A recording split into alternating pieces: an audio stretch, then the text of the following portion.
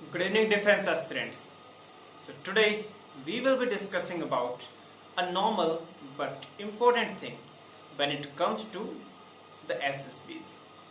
So आप सब जो भी SSBs के लिए प्रिपेयर कर रहे हो, तो आप लोगों को ये पता होगा कि PPDT का एक बहुत ज़्यादा important रोल होता है. PPDT plays a vital role when it comes to the SSBs. जब तक आप PPDT में एक अच्छी स्टोरी लिख के, अच्छी नरेशन दे के, जीडी में अच्छा पार्टिसिपेट करके स्क्रीन इन नहीं हो जाते, तब तक आगे की आपने जो भी तैयारी कर रखी है, लाइक आप बहुत ज़्यादा अच्छे हैं जीडी में, आप बहुत ज़्यादा लेक्चर अच्छा दे देते हैं एंड इवन आपके ग्रुप टास्क में आइडियाज़ बहुत अच्छे देने वाले हैं आप, तो सब चीज़ें फीकी रह जाती हैं जब आप वहाँ पहुँच नहीं पाते.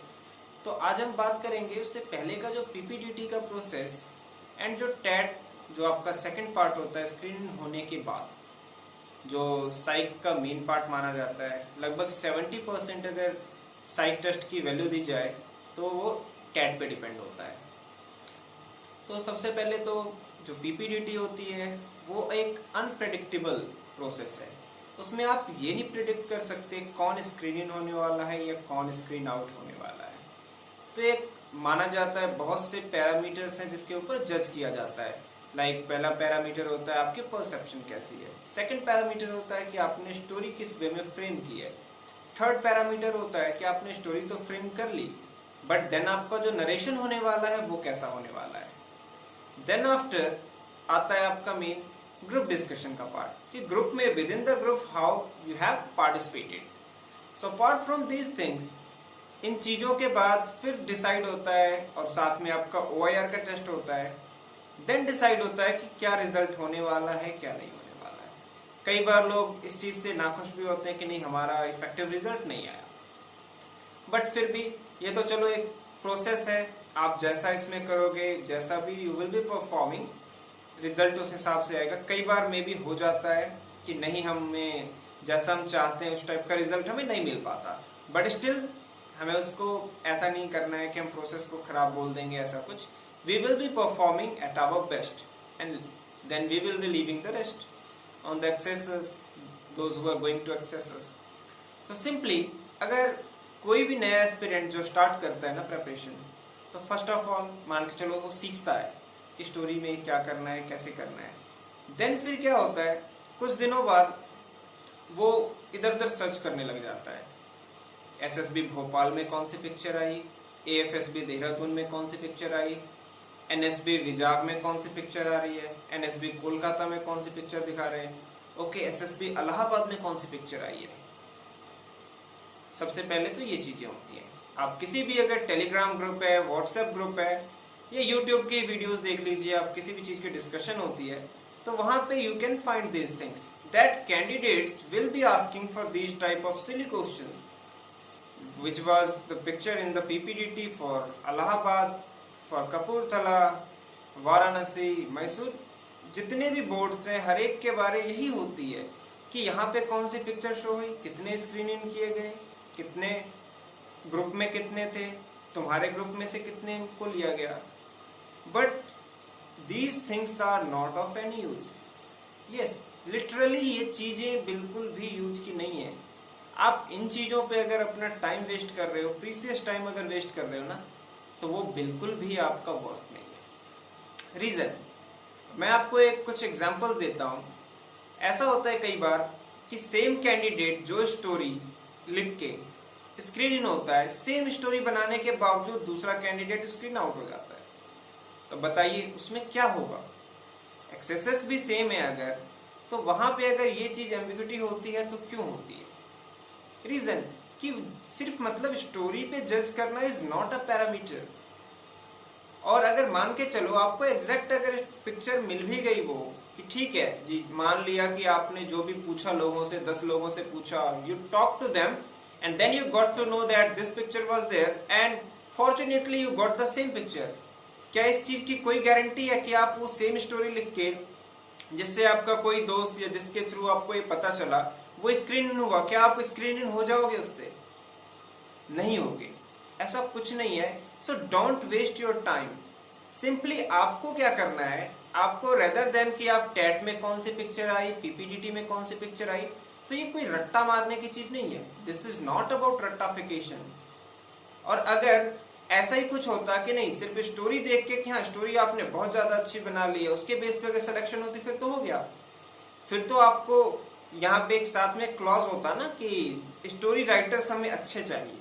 वहां पे ये नहीं OLQs पे आप लोगों को नहीं जज करने जाते, उन चीजों पे नहीं जज करते, वहां पे सिंपली एक क्लॉज होता कि those who can make good stories they can come.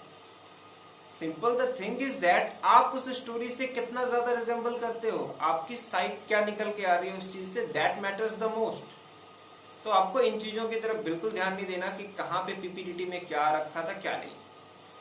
आपका जो मोटिव होना चाहिए दैट शुड बी ओनली कि we have to frame a better story. आपको जो स्टोरी है वो एक बेटर वे में फ्रेम करनी है।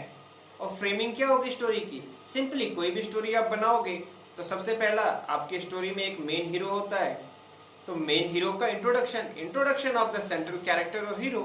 Then after what led to the situation आपने डिफाइन कर दी, किस चीज के कारण वो सिचुएशन आई, what you want to portray in your story. Then after आपका गोल अचीव करने के लिए आपने जो भी एक्शंस डालने थे वो आप उसमें डाल दोगे, एंड उसके बाद एक कंक्लूजन के साथ उस स्टोरी को फिनिश कर दोगे। तो कोई भी पिक्चर आपको उस टाइम पे दिखाई जाती है, 30 सेकंड तक ही दिखाने का क्या मकसद है? So the whole motive behind those 30 second is to just check how much real you are, कि आपकी रियल जो पर्सनैलिटी है, रियल आपकी जो साइकोलॉजी है वो जज की जाती है। दैट्स वाई वो आपको 30 सेकंड देते हैं। अगर ऐसा कुछ होता कि नहीं स्टोरीज बहुत बढ़िया होनी चाहिए, एकदम हाई क्लास होनी चाहिए, अच्छी से अच्छी स्टोरीज जो होंगी उसको ही मिलेगा, तो इट शुड बी कि आपको पहले ही दे देते 15 पिक्चर्स घर से कि हाँ ठीक है ये लो ये 15 पिक्चर्स हैं, जिसमें मर्जी 12 पे स्टोरीज लिख के ले आना अपने साथ। जब आप सारे डॉक्यूमेंट्स लाओगे तब अपनी स्टोरीज भी लिख के लाना, चेक कर लेना। So candidates believe me, it is not the answer writing of IAS examination, it is SSB। और यहाँ पे ऐसा कुछ आप प्री कंसीव्ड ये चीजें लेके चलोगे ना, those are not going to work at all. So you have to be aware, you have to be aware about your own potential, that how much potential you are having, how much you know about yourself, and how much you are going to portray the same thing into your stories. So आपको just एक process जानना है कि हाँ story को अगर मुझे frame करना है तो कौन से पैरामीटर्स पे स्टोरी को फ्रेम करना है, एंड देन उसके बाद सिंपल सी चीज होगी कि आप कुछ नहीं उसमें कर रहे, आपके जो भी 30 सेकंड के अंदर जो भी आपको दिखाया गया उसके अकॉर्डिंग जो चीज आपके दिमाग में स्ट्राइक कर रही है आप उसके थ्रू जस्ट एक स्टोरी बनाओगे। रेदर देन दैट आपको उसमें कुछ भी करने की जरूरत नहीं है। तो आप सिंपली ग्रुप्स में इधर उधर पूछना कि कौन सी पिक्चर आई थी, कैसी पिक्चर आई थी, तुमने क्या बनाया, ये क्या बनाया, ये सब पूछने की कोई जरूरत नहीं है। आप अपने आप को जानो, एंड देन आपको ये पता होना चाहिए परसेप्शन वहां पे उस टाइम पे जो आप कर रहे हो, एक नॉर्मल परसेप्शन जो आपको पिक्चर देख के आइडिया आ रहा है, just go with that idea. और आपको इधर उधर भागने की कोई जरूरत नहीं है। प्री कंसीव्ड आइडियाज के साथ तो आप वैसे पहले रिजेक्ट हो जाते हो, क्योंकि जो साइकोलॉजिस्ट जो DIPR ने सेलेक्ट कर रहे हैं, कुछ सोच के कर रखे हैं।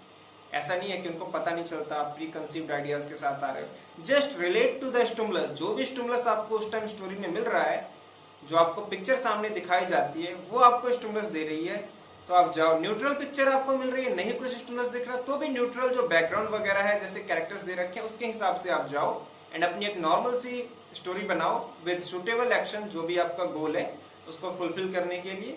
And then after that's it.